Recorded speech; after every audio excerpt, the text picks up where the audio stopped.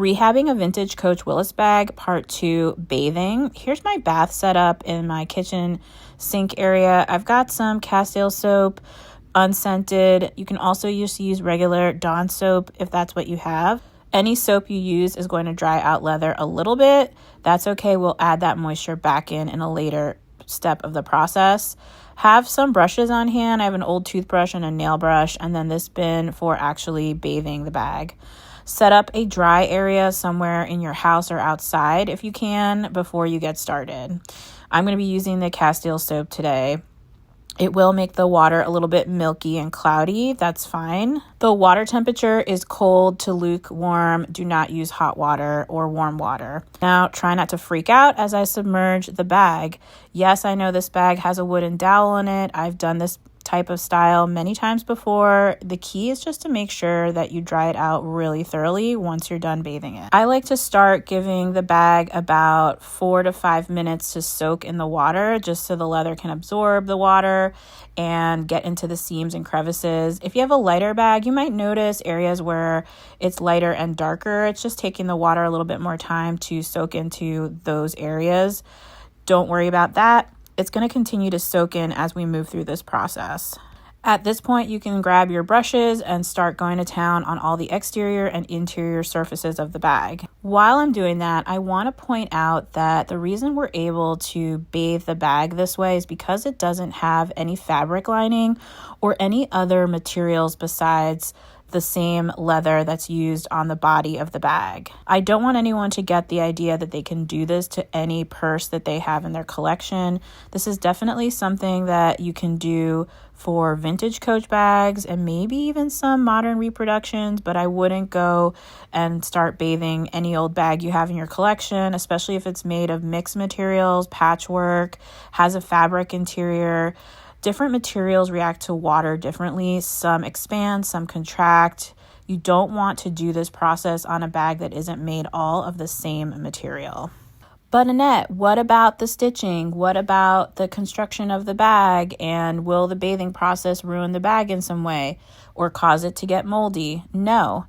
These bags are very durable. They're very good quality, which is part of the reason you're able to do this process in the first place. If you are drying out the bag thoroughly and conditioning it, you should have no problems. I do want to remind you that I said at the start of this series, not all vintage Coach bags need to be bathed and go through this process, and you need to decide what's right for your bag based on the condition and the goals that you have for it. Some examples of times I wouldn't put the bag through this process. One, if it's in already really good condition and relatively clean, holding its shape well. 2, if the bag is really damaged, has dry rot, loose stitching that has come off the bag already, I wouldn't bathe that bag. And 3, if it's made of different materials like fabric and leather and is probably super old, maybe from the 60s or early 70s. Back to the rehab, I've dumped the water out from our first round, and you can see so much debris has come out of the crevices and inside of the bag.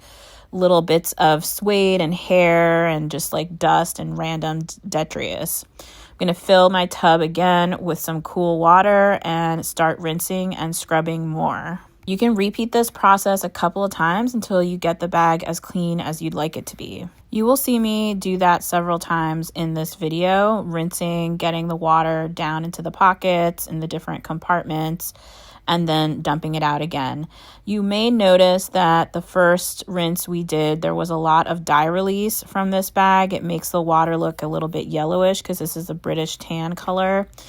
That is totally normal with these bags, and it is because of the way these bags were dyed. A lot of these bags are from the 80s and early 90s, and the leather dyeing technology was not as sophisticated as it is today. So that is why we see a lot of dye release. And in fact, many of these bags are made with skins that were not 100% dyed through because they just didn't have that technology at the time. Personally, I've noticed that colors like British tan and red tend to release the most dye, but I haven't bathed every single color that Coach has ever done. So Your bag could be in a color that will release more dye than others. Typically, black doesn't release that much dye unless it's maybe an older style. I've talked about this before in other videos, but you might notice when you pull at the seams on the inside of these bags that the leather loses its color and actually looks white. And that's because they've skived the leather there so that they could stitch it and it would actually fit through a sewing machine. It's not a flaw. It's again has to do with the leather dyeing technology that was available in the day these were made.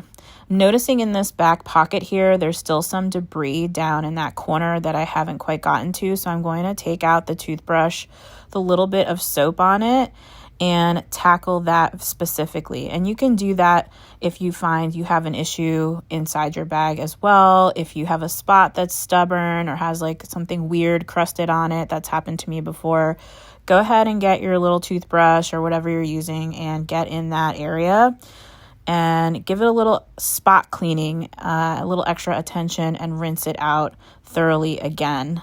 You'll see here when I dump out this water in a little bit, you're gonna see exactly what I was trying to get out with this attention to detail in this back corner here. And I hope watching this process, you guys get a better idea of why some bags really do need to go through the bathing process as opposed to others, and how well it really cleans them out. Look at the water that I dumped out here. It's got some weird debris and dye release, and there's that little white piece of paper that I was working out there. That's the kind of stuff that you can't see with the naked eye, and your vacuum does not get it out. So if your bag is dirty, this process is just amazing for really getting it super clean, almost as clean as it was the day that they constructed it in the factory. Remember, my goal is to resell these bags, so I really want them to be as clean as possible for my customers. You may have different goals. Maybe you're just rehabbing this for your personal collection, or maybe you are allergic to pet hair and you want to make sure that your bag is super duper clean for you to use it. Maybe you're a reseller like me and you're looking to flip it for a profit. All of those scenarios, bathing can help either increase the value of the bag or make it cleaner for you to use and enjoy in your collection for many years. So I hope watching this video dispels some of your fears about this process. It's a lot easier than it looks, and also shows you that these bags are very durable and can withstand this process.